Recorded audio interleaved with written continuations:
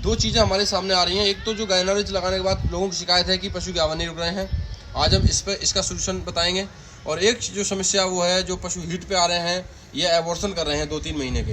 Hello दोस्तों, नमस्कार। सभी पशुपालक भाइयों का स्वागत है हमारे बैठकर ऑफिशियल यूट्यूब चैनल पर। दोस्तों, सभी भाइयों के कमेंट आ रहे थे हमारे पास कि सर हमने गायनारिज का इंजेक्शन लगवा दिया है, रिसिप्टाल लगवा दिया है, इसके बाद भी पशु गावन नहीं रुक रहा है। और एक समस्या हमें फील्ड में देखने को मिल रही है, ये ठंड का सीज़न है तो कुछ पशु हीट पे आ रहे हैं जो पशु गावन है।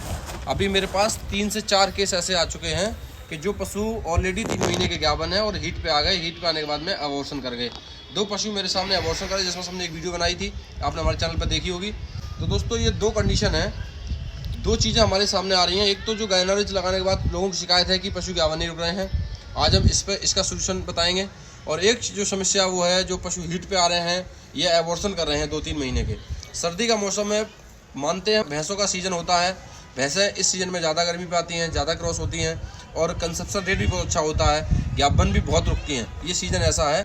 तो दोस्तों, आज हम चर्चा ये करेंगे कि जो पशु जो है गायनारिज लगाने के बाद नहीं रुक रहे हैं, वो क्यों नहीं रुक रहे हैं। तो दोस्तों, एक पहली वजह हो सकती है, आप गायनारिज का इंजेक्शन लगवा रहे हैं, पहले तो आप ये चेक कर लें कि हमारे पशु जो है वो डिस्चार्ज यानी तोड़ा कैसा डाल रहा है।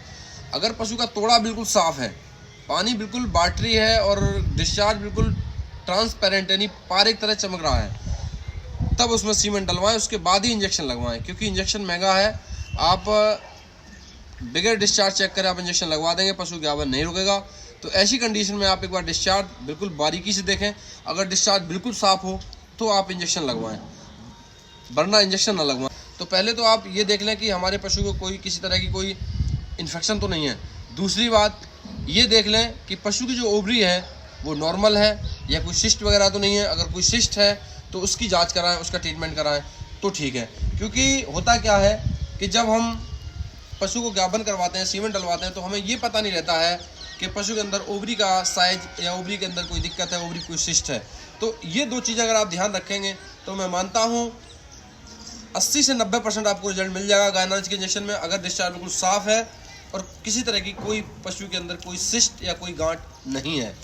ये तो हो गई एक गायनारिज इंजेक्शन जो रिजल्ट नहीं मिला, लोग ये कह रहे हैं। तो आप इन 2 तरीके से आप पशु को चेक करेंगे तो आपका पशु गावन रुक जाएगा, ये मेरा विश्वास है। दूसरी कंडीशन ये है कि बहुत लोग ये कह रहे हैं कि कई सारे केस ऐसे आ चुके हैं हमारे पास कि पशु एबॉर्शन कर रहा है। तो कहीं ना कहीं इसमें भी एक इन्फेक्शन का ही रोल हो सकता है। हार्मोनल प्रॉब्लम तो हो ही जाती है। पशु को जब पशु गाभन होता है और हीट पे आ जाता है तो उसमें हार्मोनल डिस्टर्बेंस हो जाता है, प्रोजेस्टेरोन हार्मोन्स का लेवल कम हो जाता है और एस्ट्रोजन हार्मोन्स का लेवल बढ़ जाता है। जो कार्पस ल्यूटियम बना हुआ है वो रिमूव होने लगता है, वहाँ से प्रोजेस्टेरोन हार्मोन्स की जो मात्रा है वो कम हो जाती है और एस्ट्रोजन हार्मोन्स की मात्रा बढ़ जाती है। इससे पशु एबॉर्शन कर जाता है। इसके भी 2 रीज़न हो सकते हैं। एक तो हार्मोन्स का लेवल अप डाउन होना, दूसरी कंडीशन ये हो सकती है कि पशु के अंदर आपने जब, और अक्सर ऐसे पशु में एबॉर्शन की समस्या ज़्यादा देखी गई है जो पशु कई बार में गाभन ठहरते हैं या कंसीव होते हैं। क्योंकि ऐसे कंडीशन में क्या होता है, इन्फेक्शन होता है, हम दवाई डलवाते हैं, दवाई डलने के बाद में पशु ठीक हो जाता है, हमें लगता है कि पूरी तरह से बिल्कुल ठीक हो चुका है, कृत्रिम गर्भाधान करा देते हैं, जिससे पशु में इन्फेक्शन पूरी तरह ठीक नहीं होता है, जिससे आगे चल के वो इन्फेक्शन और बढ़ता जाता है और वो प्लेसेंटा को कमज़ोर कर देता है। जब प्लेसेंटा कमज़ोर हो जाती है तो वहाँ से एबॉर्शन के चांस बन जाते हैं। अक्सर ऐसा देखा गया है कि जो पशु कई बार हो चुके हैं, रिपीट हो रहे हैं और उनमें इन्फेक्शन था, उनका इलाज हुआ, इसके बाद में 3 महीने की 4 महीने एबॉर्शन कर गई। एबॉर्शन क्यों कर गई? क्योंकि थोड़ा बहुत इन्फेक्शन यूट्रस के अंदर रह जाता है, तो जहाँ से फीटस चिपका हुआ होता है वहाँ से जो है प्लेसेंटा कमज़ोर होती जाती है और वहाँ से एबॉर्शन के चांस बढ़ जाते हैं। तो दोस्तों, कभी ऐसा करें, अगर आप दवाई डलवाते हैं पशु के अंदर कोई इंट्रायूटरल कोई इन्फेक्शन की दवाई डलवाते हैं तो कोशिश ये करें कि 2 से 3 दिन दवाई डलवाएं। इसके बाद आप एक हीट जो आएगी, अगली हीट आएगी, उसे छोड़ दें, उससे अगली हीट पे आप क्रॉस करवाएं। तो ये समस्या आपको नहीं दिखाई देगी। क्योंकि हम लोग क्या करते हैं, हम लोग दवाई डलवाई, इसके बाद में अगली बार हीट पे आई तो हमने क्रॉस करा दी। नहीं कराना चाहिए।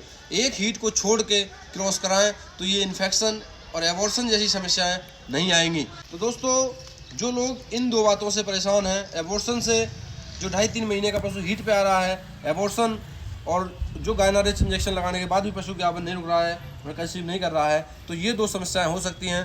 तो दोस्तों, इस तरह से अपने पशुओं को पशुओं पे ध्यान रख सकते हैं। पशुओं को इस तरह से कृत्रिम गर्भाधान करा के और गाभिन ठहरा सकते हैं। गायनारिज का इंजेक्शन का इस्तेमाल कर सकते हैं।